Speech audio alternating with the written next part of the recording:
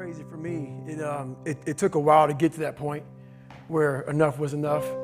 What happened, I came home one night from work spraying for cockroaches. And long story short, I turned on the Discovery Channel. I saw some guys going through Navy SEAL training. And they were going through Hell Week and they were getting their ass just beat. You know, in and out of the water, guys ringing the bell. They were just suffering. And I was weighing like 297 pounds. And I had to make a change in my life. You know, I was at an all-time low and I wasn't going anywhere. And I was exactly what everybody said I was going to be, which was nothing. So I had to make a change. Well, for me, growing up, I came from a horrible background. I got called nigger every day of my life growing up, lived in a small town. The Klan headquarters at that time was about 20 minutes from where I lived. One of the high-ups in the KKK, son, sat behind me in 2 classes, so he called me nigger all the time. I got my first car, they spray painted nigger, we're gonna kill you on it. So I was just an insecure, scared kid. And the only way I could find myself was through putting myself through the worst thing possible. How'd you have the insight though? Like that's so counterintuitive. Like most people, that's precisely what they're trying to get away from. Right. So what was it in you at that moment? You're overweight, you've been bullied essentially your entire life up to that point. What makes you go, all right, motherfucker, like that's what I've got to do? Well, no one was helping me out. So my dad made my mom kind of irregular. So she worked 3 jobs, went to college full time, so she was never around. One time this person drew a picture of me and said, we're gonna kill you nigger on my Spanish notebook. And I took it to my principal. And my principal said, they spelled nigger Niger. That was the best advice he could give me.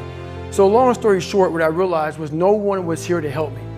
And the feeling I had every morning, I started shaving my head when I was 16 years old. And the feeling I had every morning, I looked in the mirror, was horrible. And I didn't want to feel like that anymore. And how I felt was a kid going nowhere, a kid that was scared. And most kids will accept that and look for help. But the best thing that happened to me, no one helped me. No one felt sorry for me. No one looked at me and said, like this day and age, they'll take you in and they'll tell everybody, stop picking on this person. Back then, they didn't care.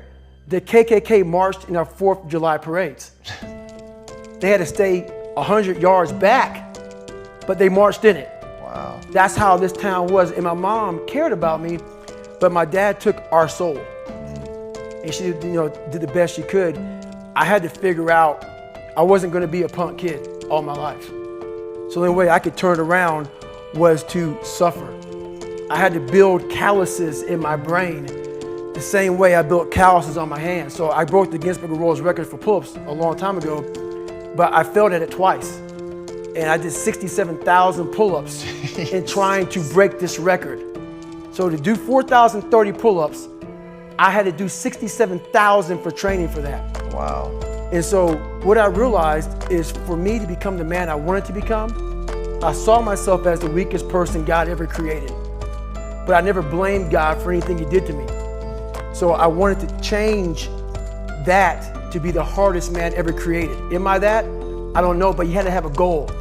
And my goal when I was sitting there, not going to school, being bullied, having no self-esteem, my goal was the only person that's gonna turn this person around is me. The only way I can turn it around is put myself through the worst things possible a human being can ever endure.